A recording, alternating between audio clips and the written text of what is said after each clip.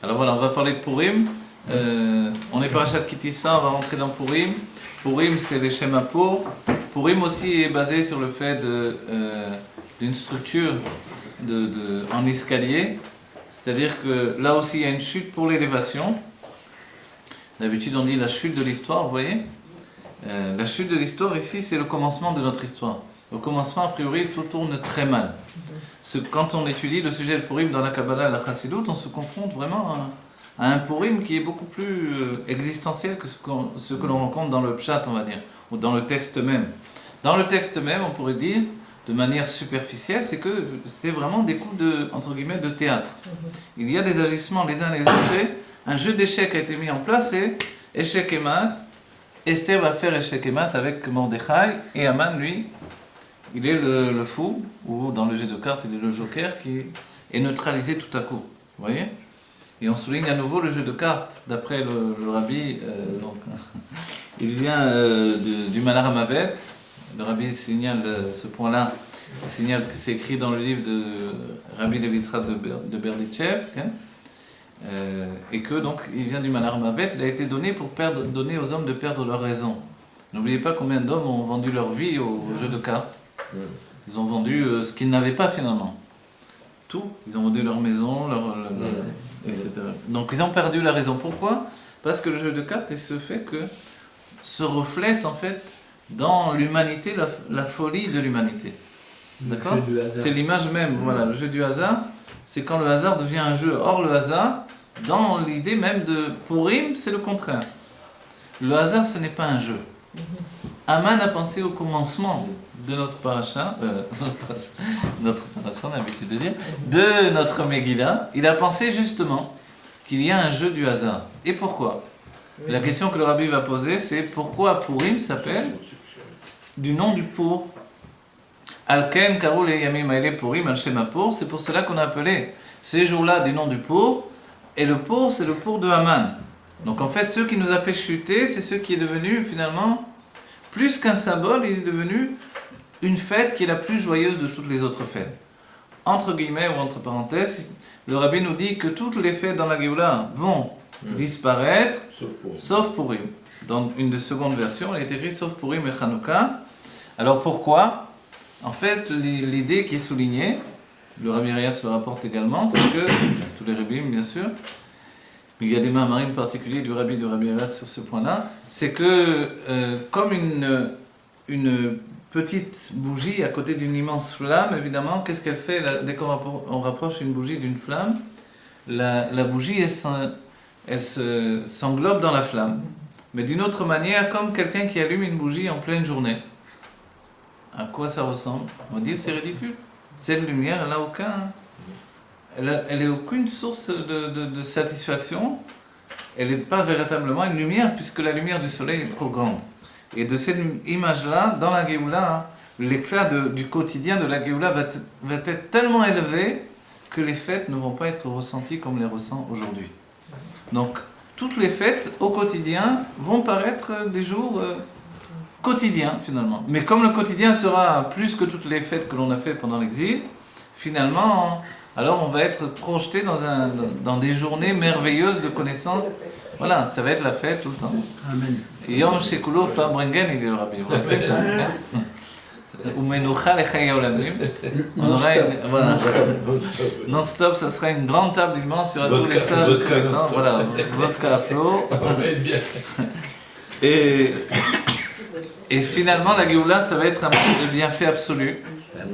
Mais il est dit, malgré ce, que Purim va avoir toujours dans la Géoula une valeur particulière. C'est-à-dire que la lumière de Purim va avoir un éclat particulier. Pourquoi ?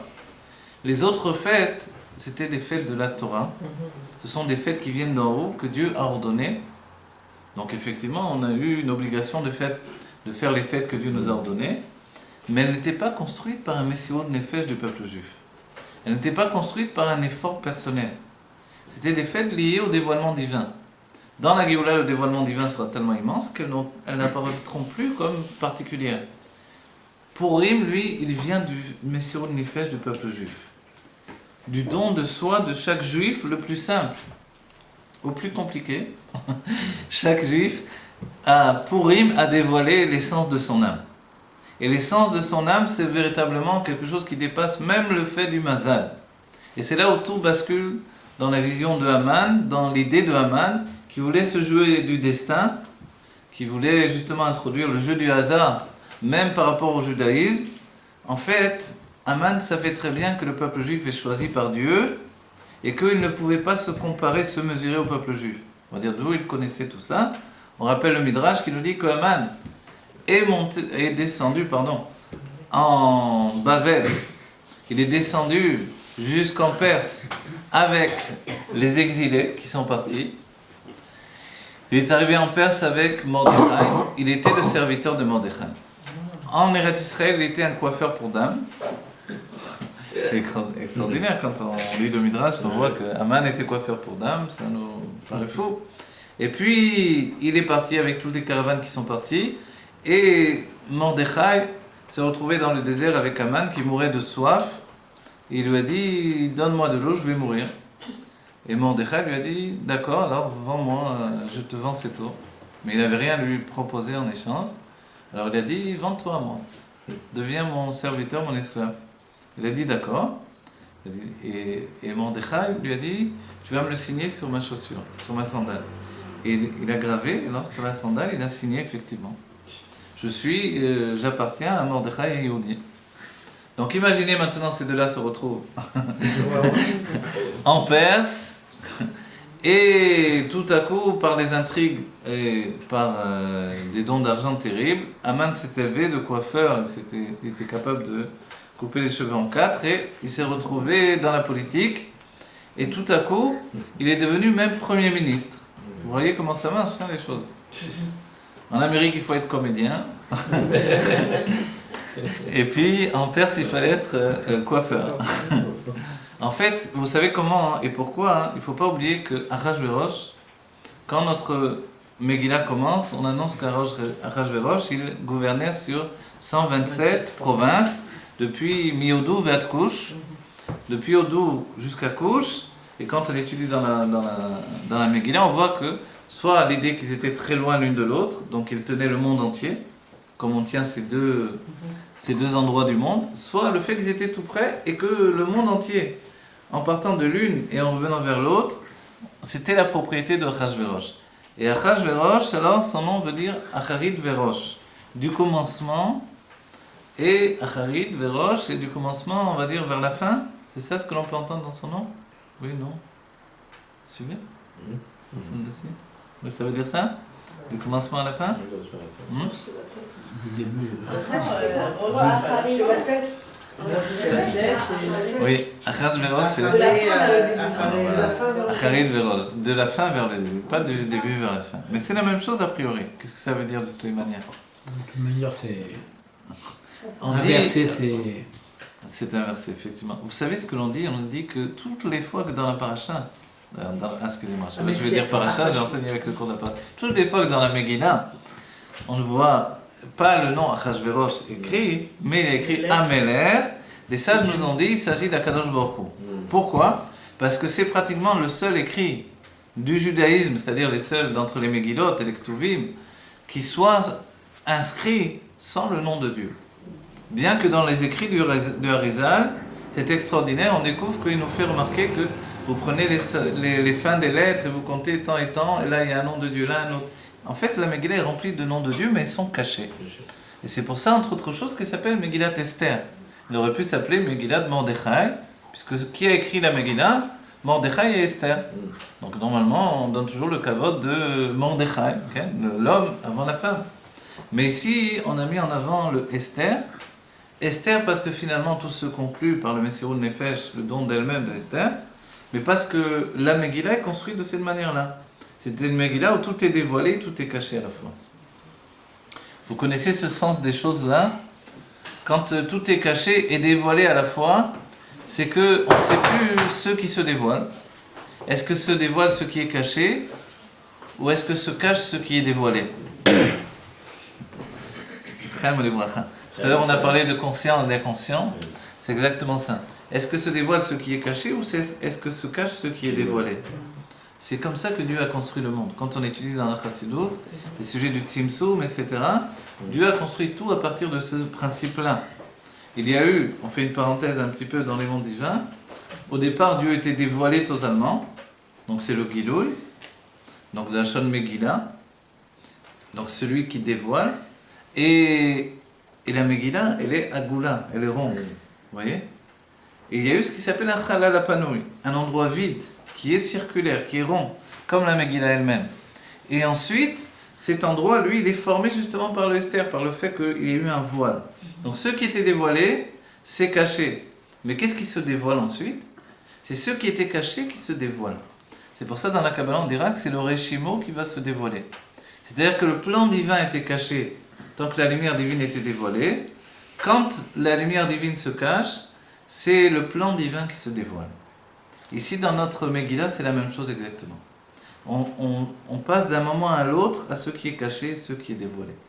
Quelle était la grande beauté d'Esther? Quand on étudie dans Maseret Megillah, alors on s'aperçoit que certains disent qu'elle était effectivement très belle, l'une des plus belles femmes qui soit jamais venue au monde. D'un autre côté, certains disent non, elle n'était pas belle du tout, elle était verdâtre. Elle avait un teint Esther, olivâtre, comme ça. Adassa. Alors effectivement, quand elle a jeûné 3 jours, on peut penser que c'est pire encore. Elle avait un teint terreux là. Mais on va dire alors comment ça se fait qu'elle était si merveilleuse aux yeux de Achashverosh? Est-ce que Achashverosh peut-être il ne se connaissait pas tellement en femme? D'accord? On va dire non, c'est pas vrai. Les sages nous disent que Achashverosh avait l'une des plus belles femmes qui soit jamais venue au monde. Vashti, c'était l'une des plus belles femmes qui soit venue au monde. Donc on va dire qu'il avait le goût des belles femmes. On dit qu'au moment du Mishti, de quoi il parlait, pourquoi ils en sont venus. Notre Megillah commence, il y a un immense Mishti qui est donné quand Achashverosh a terminé de prendre possession du monde, de Hodo et Atkouch. Alors ces 127 provinces qui correspondent aux 127 de Sarah Imanou, l'âge de Sarah Imanou, ce qui fait le lien avec Esther et pourquoi elle a eu le sroud de gouverner 127 provinces par rapport aux 127 ans de Sarah Imanou. Alors finalement, au début, voilà, il y a un mishté immense. A priori, c'est une bonne chose. Il veut fêter avec son peuple le fait d'être devenu l'empereur du monde. Le peuple juif est invité à la noce et effectivement, comme toujours, chez nous, on fait des histoires. Est-ce qu'on peut manger ou non? Oui. On arrive dans un mariage, on va voir, est-ce qu'on peut manger ou non? Alors effectivement, on a toujours le problème de la cacheroute. Okay? On me demande, est-ce qu'on peut manger ou non? Et c'était comme ça, tout commence avec ça. On va dire, c'est rien du tout. Mais ce rien du tout, il a entraîné finalement des choses terribles. Le peuple juif, alors qu'est-ce qu'ils ont fait? Ils ont demandé à leurs rabbanim. Leurs rabbanim, ce n'étaient pas des petits rabbanim. C'était les Anshe Knesset Agdola. C'était ceux qui ont fait notre Sidour. C'était des géants du judaïsme. Mais ces géants du judaïsme, confrontés à la réalité, ils se sont dit qu'est-ce qui se passe, est-ce qu'on doit accepter? Si on n'accepte pas, on est des renégats par rapport au roi. Donc pourquoi on n'accepterait pas? D'autant plus qu'il y a eu une annonce qui a été faite, tout sera cachère, et même les vins seront cachers. Donc il n'y a pas de raison, ils ont dit il n'y a pas de raison. Le peuple juif va participer.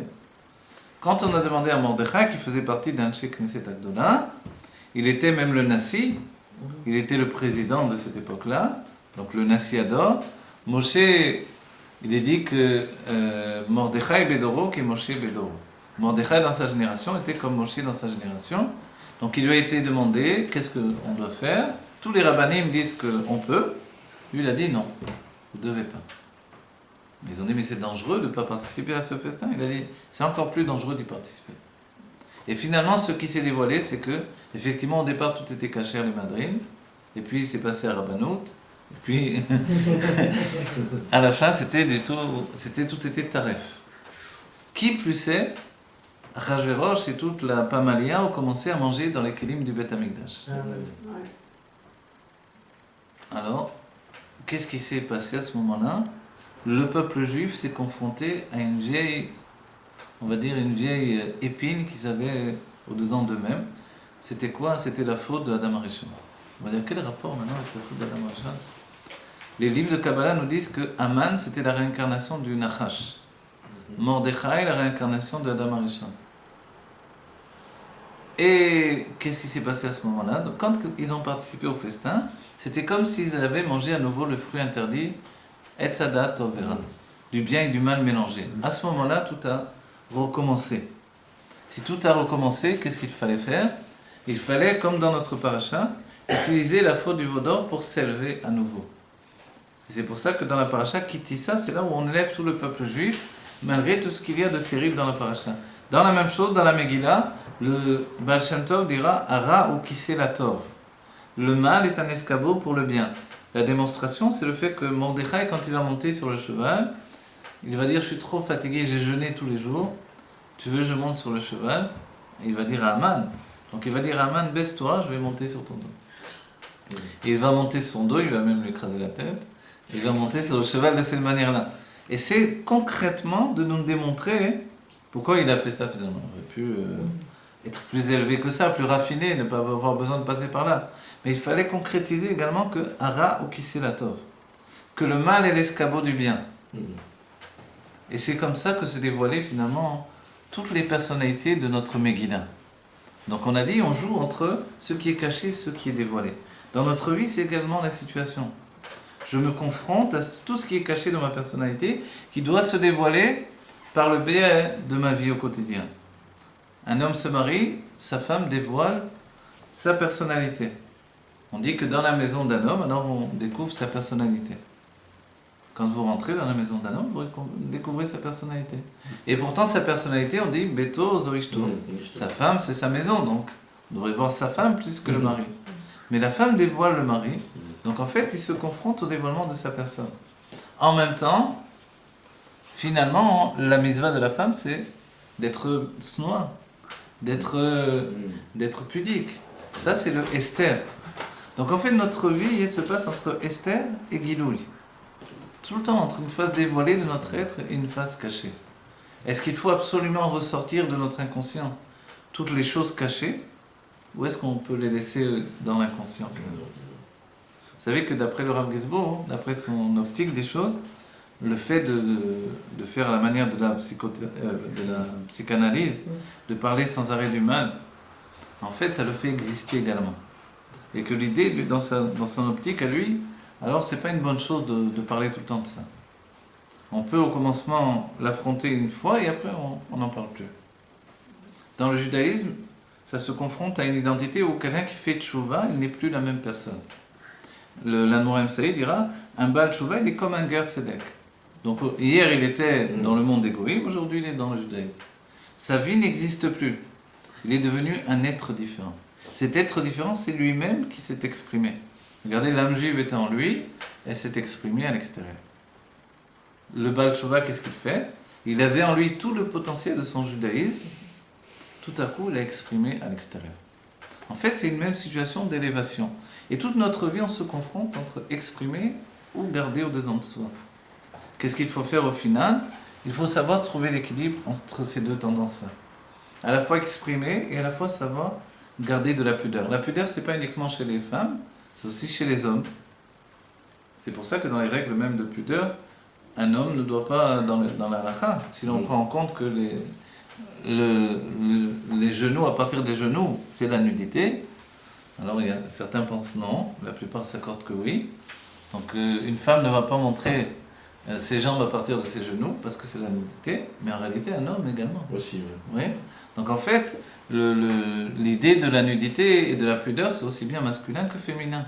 L'Anmorim Saïd dira, de la même manière qu'un homme ne doit pas regarder une femme nue, vous voyez, c'est-à-dire une femme nue, ça peut être tout simplement aller à la plage et voir des femmes en maillot, quoi. De la même manière, une femme ne doit pas regarder des hommes nus. Vous voyez, ça marche dans les deux sens, on oublie, parce qu'on a mis l'accent sur la mitzvah de la femme, de la pudeur par rapport à la femme. Mais en réalité, du côté masculin, ça fonctionne également. On va dire pourquoi ça fonctionne dans les deux sens, parce que notre personnalité juive, elle est masculine et féminine à la fois. C'est comme ça que Mordechai et Esther se confondent dans la valeur qu'ils ont par rapport aux événements de Purim. On ne sait pas trop qui est le véritable héros. Quand on commence notre Megillah, on a dit il y a le grand festin, et puis les choses vont très vite mal tourner. Achashverosh est entouré de tout le monde, ils sont en train de parler, nous disent les sages, dans Maseret Megillah, ils sont en train de parler de femmes et de chevaux. Vous savez ? Ils sont plus exposés, les femmes. Ils parlaient de femmes et de chevaux. Et on dit que les Perses sont comparés à des ours. Vous savez ? On dit que l'ours, dans tous les animaux, c'est le seul qui est mishta hashea. Vous connaissez ce terme en hébreu ? Des shashouim, c'est de se délecter. Un ours se délecte quand il mange. Les autres animaux se nourrissent. L'ours a un point particulier, c'est que quand il mange, il se délecte. Donc on dit que les Perses, ils sont comme ça, ils se délectent quand ils mangent. Hein? Ils sont très gourmets, moi je me rappelle. J'ai étudié la Kabbalah avec des Perses, et je peux vous dire qu'ils sont très raffinés, curieusement. Certains n'utilisent pas de sucre, ils utilisent que du caramel. Ils font une couche de caramel très fine, ils utilisent du caramel. Ils sont très délicats même dans leur manière d'être, etc. Ouais. Donc en fait, parce qu'il y a aussi un côté où la nourriture est très importante. Je me rappelle, dans le Kollel Chabad où j'étudiais, tout le monde mangeait un sandwich en vitesse. Les Mekoubalim, c'était un grand repas. Il y avait des légumes sur la table avec des livres de Kabbalah, il y avait des légumes, de tout. Et il fallait un cuisinier qui leur fasse un repas tous les jours, sinon ils n'allaient pas pouvoir tenir encore. Donc c'était comme ça. Et évidemment, cette origine-là, elle vient d'une identité par rapport à un pays. Vous voyez ? Donc ça, c'est le bon côté dans le peuple juif. Mais tout tourne autour de ce festin, et finalement, donc en plein festin, Achashverosh a demandé de voir sa femme nue. Pourquoi ? Il a demandé amener Vashti, parce qu'il y avait une marloquette. Pas de tout. Il y avait une controverse. Quelle était la plus belle femme ? Alors Achashverosh, évidemment, il a dit, moi, ma femme, c'est la plus belle. D'autres disaient, mais non, elle est plus belle. Puis nous, on n'a jamais vu nue ta femme. On ne sait pas si elle est si belle que ça. Finalement, il était totalement sous. Il a dit, apportez-la, qu'elle vienne nue. Vous allez voir que c'est la plus belle. En vérité, ça nous choque. Mais pensez bien que les Égyptiens, ils se promenaient nus du matin au soir, pratiquement avec un petit pagne, vous voyez, avec une serviette de bain. Donc là aussi, ils n'étaient pas très habillés non plus. Donc le fait d'enlever un petit peu plus ou un petit peu moins, c'était pas tellement choquant. Et si elle était si belle que ça, et les sages sont d'accord pour dire que c'était l'une des plus belles femmes du monde, et qu'elle était dans la Touma, l'impureté des Goïm, donc elle aurait dû se déshabiller, montrer sa beauté, pourquoi pas. En fait, les sages nous disent, elle était à ce moment-là, soit elle était devenue lépreuse, soit il lui avait poussé une queue. Non, une queue. Les sages disent une queue. On dit, mais pourquoi lui était arrivé ça ? Une petite queue lui avait poussé derrière. Et donc elle ne pouvait pas se montrer nue, quoi, devant les autres. Elle avait trop honte maintenant d'arriver avec une queue comme un animal. Et les sages nous disent pourquoi il lui était arrivé cette chose-là. Parce qu'elle faisait travailler des femmes juives dans sa maison, elle les faisait travailler nues. Le jour de Shabbat, elle se faisait servir avec des servantes juives, elle les faisait servir nues. Donc puisqu'elle a manqué de respect comme ça pour l'humanité, pour le judaïsme, alors Dieu l'a punie, c'est pour ça qu'elle a eu la lèpre, selon certains, et d'autres une queue, ou peut-être les deux finalement. Et c'est là, à ce moment-là, voilà, c'est à ce moment-là qu'elle n'a pas voulu se montrer. Et c'est là où finalement Aman a chauffé la sauce, et puis qu'est-ce qui s'est passé ? Il a chassé sa femme. Historiquement, vous savez, ce qui est extraordinaire, c'est que Vashti, c'était toute la valeur de Achashverosh. C'est-à-dire que Achashverosh, lui, c'était le gardien des chevaux, le palefrenier du père de Vashti. C'est-à-dire qu'il n'avait pas du tout du sang royal. Et Vashti, et lui, s'était élevé. Et c'est pour ça qu'il a permis l'élévation de Haman également, qui était un coiffeur pour dames, on a dit tout à l'heure. Comment il permet qu'un coiffeur devienne... Parce que lui, il voulait à tout prix qu'il n'y ait plus autour de lui plus de gens nobles et de descendance royale, parce qu'il se sentait humilié, que Vashti l'humiliait tout le temps. Donc dès que Haman a chauffé Achashverosh à ce moment-là, il a chassé Vashti, il lui a dit un argument, est-ce qu'on peut dire que cet argument il était vrai ou non ? Il lui a dit, mais si la femme du roi n'écoute pas son mari, les autres femmes du royaume, elles vont faire la même chose.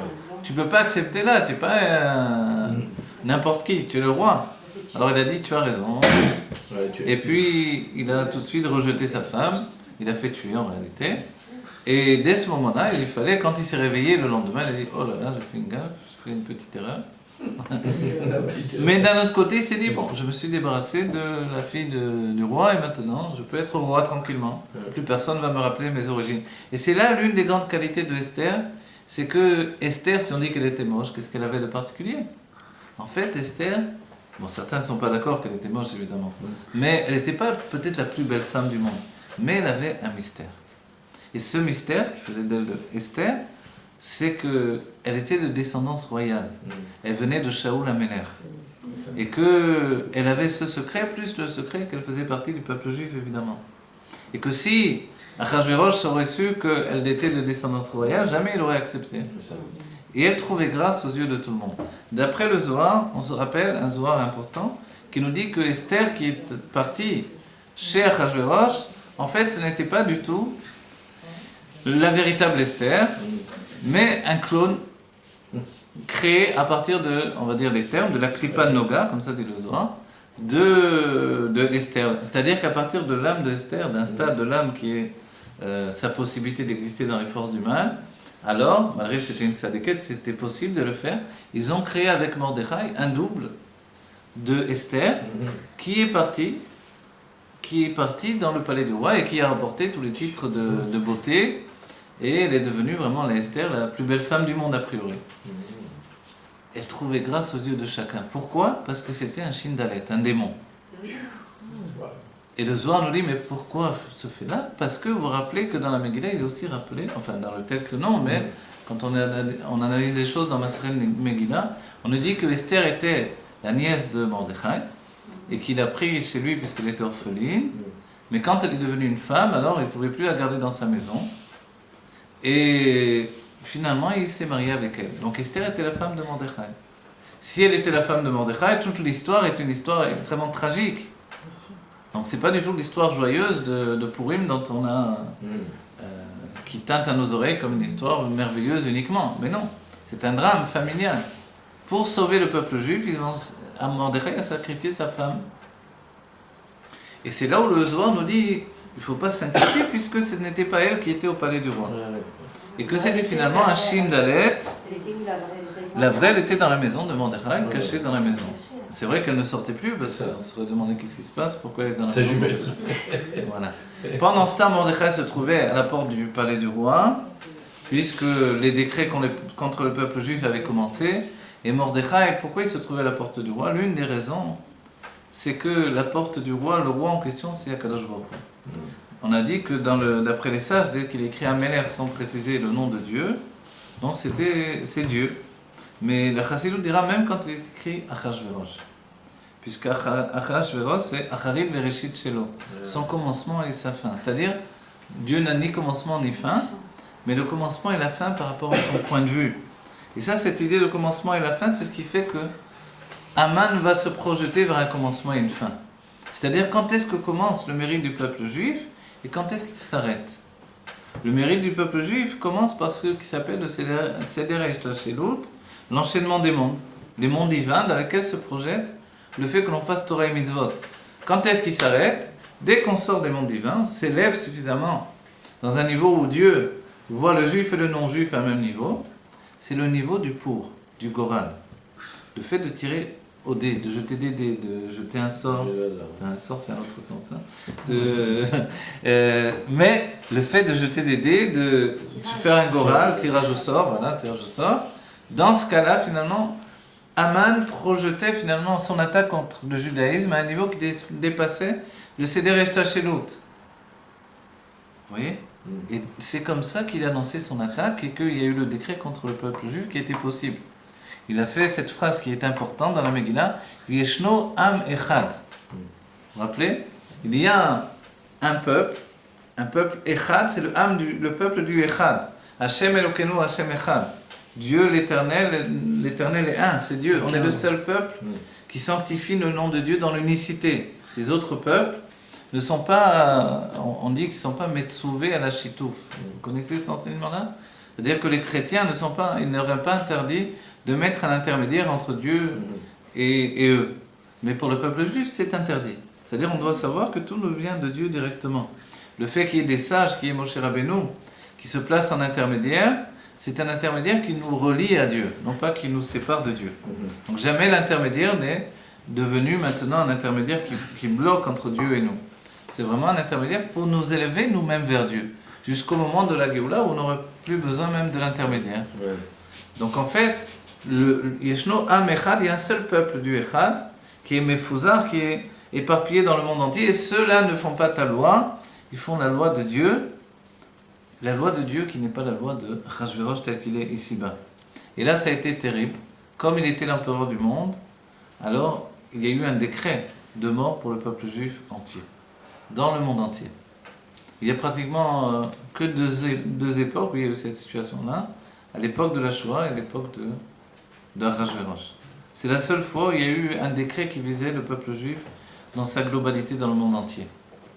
Donc on peut se dire que c'était vraiment le moment le plus terrible du peuple juif, le plus bas, la chute la plus vertigineuse, et pourtant il est dit que Kimu Mashe Kiblou, on a reçu à Purim ce que l'on avait, non, on a accompli à Purim ce que l'on avait reçu à Matan Torah, au don de la Torah, Mashe Echelou Lasot, ce qu'on avait commencé de prendre sur nous, la Torah a été accomplie finalement à Purim. Pourquoi ? Parce qu'à ce moment-là, on a dévoilé un don de soi, chacun d'entre nous. N'oubliez pas que chaque juif qui disait « c'est bon, je suis plus juif, j'arrête ». D'accord.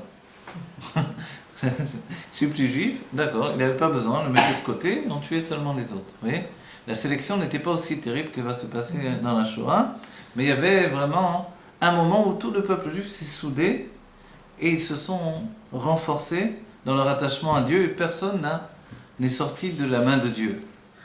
Et Mordechai, qu'est-ce qu'il a fait ? Il a dit qu'il a réuni des 17 000 enfants pour prier, pour lancer leur voix vers Dieu. C'est le rabbi qui donne cet enseignement-là. Et finalement, Dieu a entendu la voix de ces êtres innocents. Et puis, alors, il a délivré le peuple juif.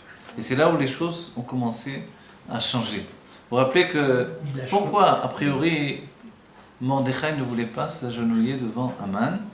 Aman demandait à tout le monde de se prosterner devant lui. D'après le judaïsme, il n'y a pas de avodah zara de se prosterner devant un homme, on se prosterne devant un roi. Vous voyez ? Donc il pouvait le faire devant le Premier ministre si c'était dangereux pour le peuple juif.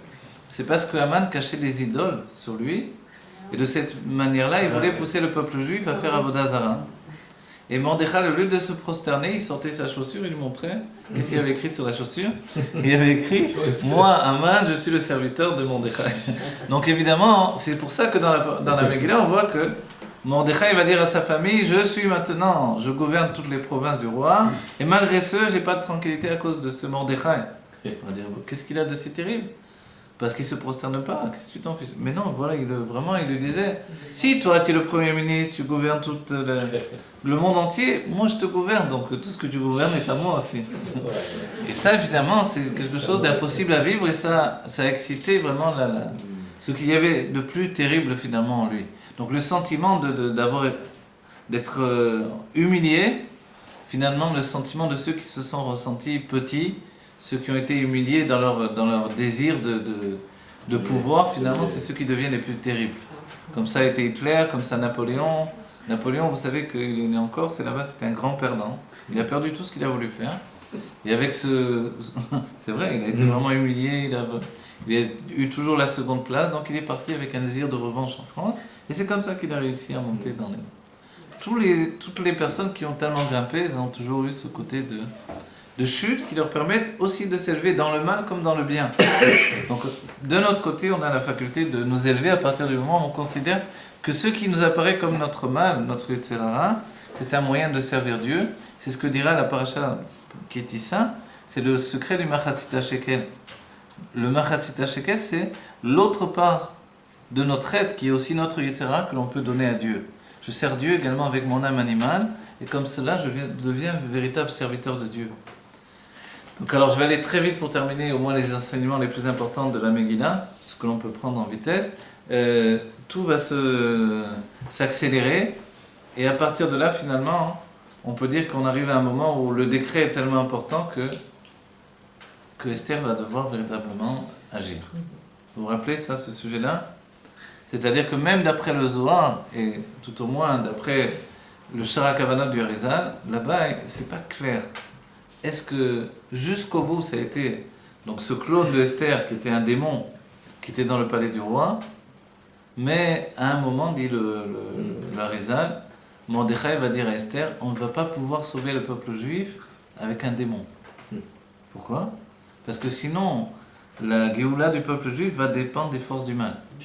Et finalement, il n'y aura jamais la Géoula Mitzvah Shlema.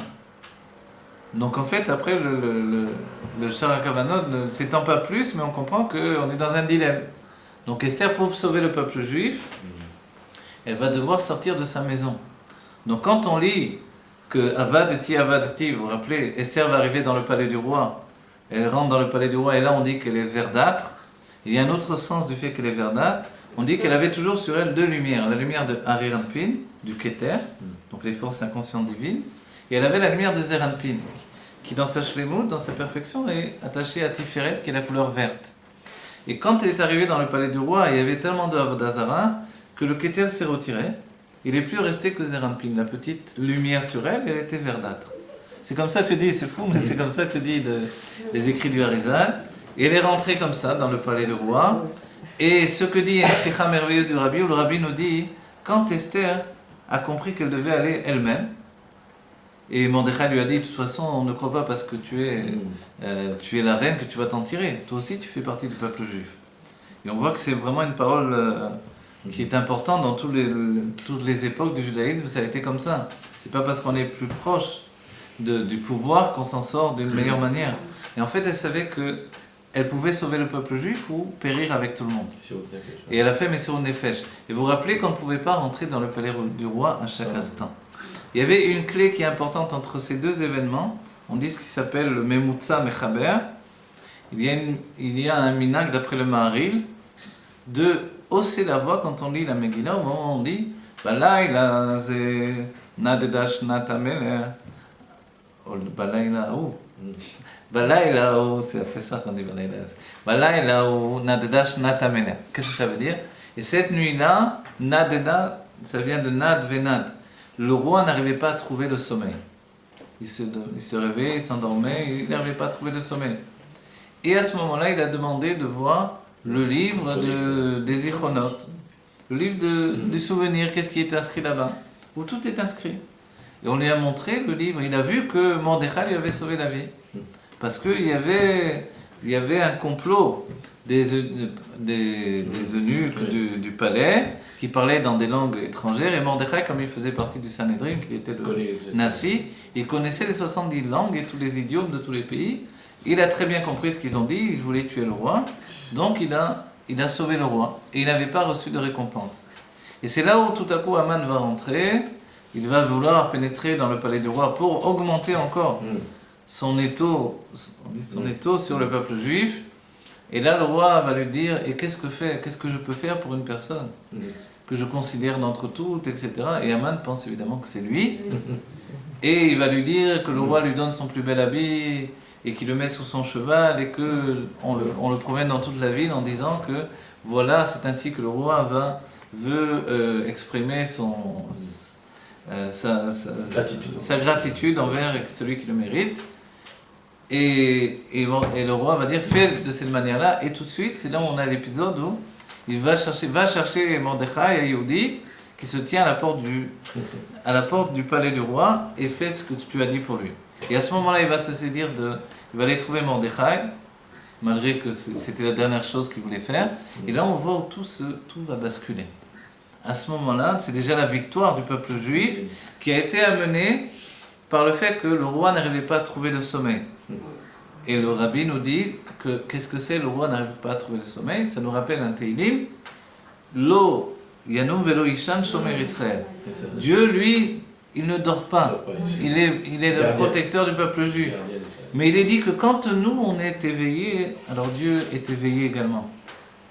Quand nous dormons dans notre judaïsme, alors lui, il dort également. Donc pour faire que le sommeil du roi soit en éveil, il faut nous éveiller dans notre judaïsme.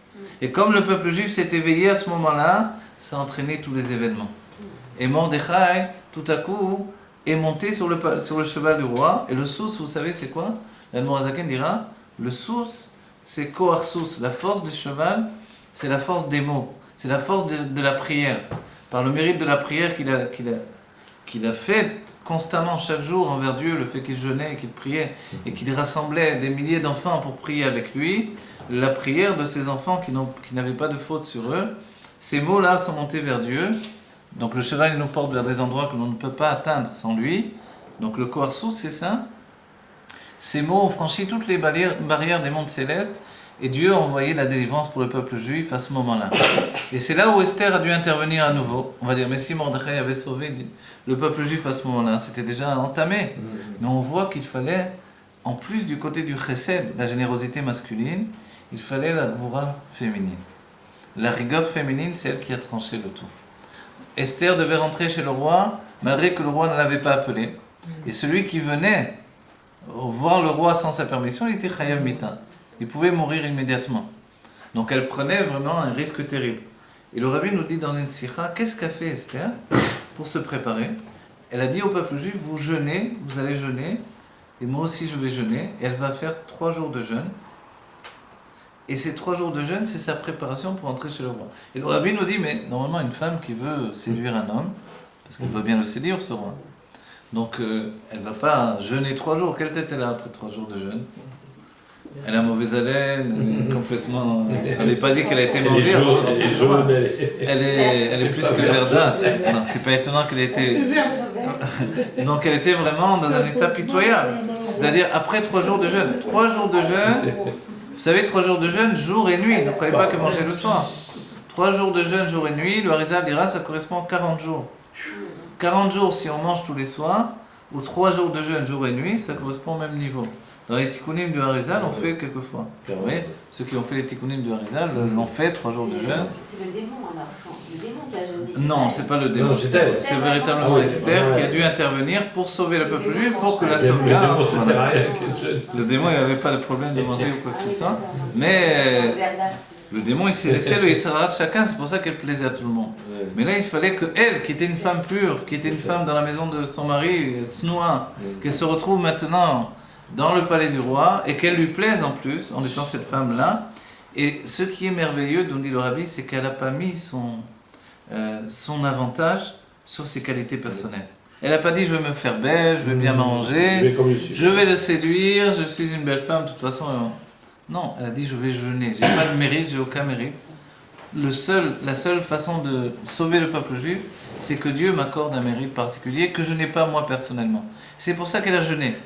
Et ça, c'est une chose extraordinaire, c'est-à-dire que c'est comme ça qu'elle est partie chez le roi, et finalement, Dieu, dans les mondes divins, alors a tendu finalement son sceptre. Son sceptre, c'est aussi le Yesod. Le Yesod, c'est la force d'influence. Et finalement, le roi s'est répandu vers elle. Et c'est à ce moment-là qu'il lui a tout donné. Pourquoi il lui a tout donné? Esther, si tu veux même la moitié de mon royaume, je te la donne. Et après, il va lui proposer encore l'autre moitié de son royaume. Donc en fait, il lui est en train de tout lui donner. Parce qu'on dit que le Yesod, la force d'influence, c'est ses penches dans la malchoute qui possède tout finalement. Donc c'est ce qui s'est passé à ce moment-là. Elle a élevé grâce au Motsechen Bene Amelech. Et qu'est-ce qui s'est passé à ce moment-là? On se demande pourquoi elle a fait de cette manière-là. Elle a demandé au roi, moi je demande au roi de participer, je veux faire un petit repas intime entre le roi et moi. D'accord, c'est merveilleux, le roi est très content. Et je veux inviter Aman. Le roi se demande, un repas intime, et Aman, qu'est-ce qu'il vient faire Aman là-dedans? Bon, le roi il accepte. Et Aman, lui, on va dire, pour Aman, qu'est-ce que ça faisait le fait qu'il soit invité avec Esther finalement au repas avec le roi? Et ça, je le dirais, un enseignement très important, c'est que un din nimta kela beshorcho. Pour annuler la rigueur, il faut l'annuler dans sa source. Quand on retrouve la source de la rigueur, on atteint le niveau de ce qui s'appelle les gvurot datik, c'est-à-dire les mesures de sévérité du plaisir. Mais le plaisir n'a pas de mesure de sévérité. Le plaisir, c'est un abandon. Donc c'est que du chesed, que de la générosité. Donc où est-ce qu'on rencontre les mesures de sévérité? C'est seulement dans la volonté. Vous voyez, quand quelqu'un donc, a de la volonté, on dirait toujours qu'il est énervé. Parce que c'est les mesures de sévérité qui se dévoilent là-dedans. Elles viennent de Hatik, on dit qu'elles sont tellement puissantes, elles s'appellent Butsina de Cardonita. Vous connaissez ce terme? C'est comme, il y a 2 exemples qui sont donnés, soit une torche avec un feu immense, soit des liens qui sont serrés les uns avec les autres. Et vous voyez, quelquefois on fait comme ça, on fait des cordes et des cordes et des cordes, des enduits de goudron, et on fait une torche d'un feu terrible. Donc la racine même de toute la rigueur. Et pourtant, d'où vient cette rigueur-là? De la générosité absolue, qui est le plaisir absolu. Donc en fait, Esther a compris qu'elle ne pouvait pas faire chuter Aman en essayant de le rabaisser. Elle a compris que pour le faire chuter, il fallait l'élever au-delà de ses possibilités d'élévation. Elle n'a pas cherché à le faire chuter. Et on voit que Aman lui-même avait l'idée de l'élévation, il voulait être au-dessus des mérites du peuple juif. Et c'est tout le sujet de Purim, le Goral qui va toucher un niveau où Dieu va... C'est le sort a priori, c'est la décision de Dieu au-delà des mérites de l'un et de l'autre, c'est comme ça. Quand les deux sont au même niveau, c'est-à-dire le corps du juif et le corps du non-juif se ressemblent absolument. Pourquoi je vais choisir le juif au don de la Torah? Parce que c'est comme ça, sans aucune raison. Et finalement, Aman, quand il va faire un Hetz haut de 50 coudées, vous vous rappelez, vous connaissez le Midrash qui dit que Dieu, au début du monde, a dit qu'il doit y avoir un arbre qui va servir à pendre Aman, finalement, haut de 50 coudées, tous les arbres ont refusé. Et finalement, le seul qui a accepté, c'est le Kotz. Le Kotz, je sais pas comment dire. Il y a les figues de Barbarie, ils sont sur un arbre. Comment ça s'appelle ça? Un cactus, voilà. C'est le cactus qui a accepté. C'est le seul arbre qui a accepté depuis la création du monde à devenir l'arbre de 50 coudées de haut et qui va être finalement l'arbre sur lequel va être pendu Aman Aracha. Pourquoi maintenant il avait fait lui-même un arbre de 50 coudées? C'est aussi pour atteindre les Nun Sha'arei Keter. Au-delà du mérite du peuple juif à nouveau, s'élever au niveau les plus élevés et vraiment planter une épée qui allait tuer le peuple juif au-delà de ses mérites dans Torah et Mitzvot. Et Dieu a tout inversé. Et le rabbi nous dit pourquoi Dieu a fait maintenant organiser tout ça et que Purim s'appelle du nom du pour. Parce que Dieu voulait démontrer que même à ces niveaux-là, où a priori le juif et le non-juif sont au même niveau, Dieu choisit le juif. Pourquoi? Sans aucune raison. Parce qu'il veut, c'est son choix personnel sans aucune raison. Et à partir de là, tout bascule et les jours deviennent des jours de simcha dévoilés. C'est-à-dire tout ce qui était vraiment un drame qui nous entraînait vers la chute va devenir un moment d'élévation merveilleuse, un moment de joie absolue. Cette joie, elle provient de la naissance de Moshe Rabbeinu, le Zayin Adar, comme nous a dit le Rabbi dans le Dvar Malchut précédent. Donc le Zayin Adar qui apporte la lumière de tout le mois de Hadar, il apporte la lumière de Purim également. Et c'est parce que Haman a tiré son Goral et qu'il est tombé en Hadar et qu'il a pensé en Hadar, il n'y a rien, il n'y a pas Pessah, il n'y a pas des fêtes, il n'y a rien. Voilà, il s'est dit la mort de Moshe c'est bon, leur libérateur il est mort, je vais les avoir à ce moment-là. Ceux qui ne savaient pas c'est que Moshe était né à ce moment-là. Et la naissance de Moshe c'est un moment de la Yehudim Haïta Ora Vesimcha Vesasson Veka. Les Juifs ont été remplis de lumière, de joie et pour l'infini, nous on va être dans cette joie, dans la Géoula Emetit Velashema, et on doit faire finalement toutes les mitzvot, Mishloach Manot, Ish Vereu, que chacun soit Mashpia et Mekabel, d'accord? Quand on fait Mifsaïm, on s'occupe des gens, on leur donne. On ne donne pas juste un Mishloach Manot, il faut qu'ils reçoivent et qu'ils donnent aussi. C'est ça le Mishloach Manot. C'est que dans ma vie, si je suis que réceptacle, je reçois et je ne donne pas, c'est pas bon. Si je ne fais que donner, voilà, et que je ne reçois pas, alors c'est pas bon non plus. Il faut à la fois donner et recevoir, et ça c'est essentiel pour chacun d'entre nous.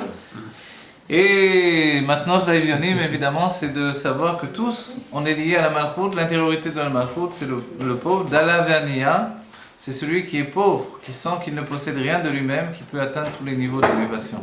Voilà, que Dieu nous donne la Géoula Mitzvah, que ce Purim, que ce soit le Purim de la Géoula véritablement, pas que ce soit juste un mot à la fois d'un cours, et que tout ce que l'on a étudié devienne concret. Ce Purim-là, n'oubliez pas Purim, quand la pochette Yado, notre Nimno, celui qui tend la main, on lui donne. Donc il faut faire beaucoup de monnaie pour donner beaucoup d'argent.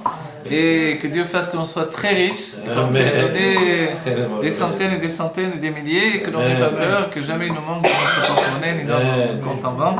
Voilà, qu'on ait la Géoula, Mitzvah, Shtema, Teref Umian Mamat, Lechaim, Chaim Livra.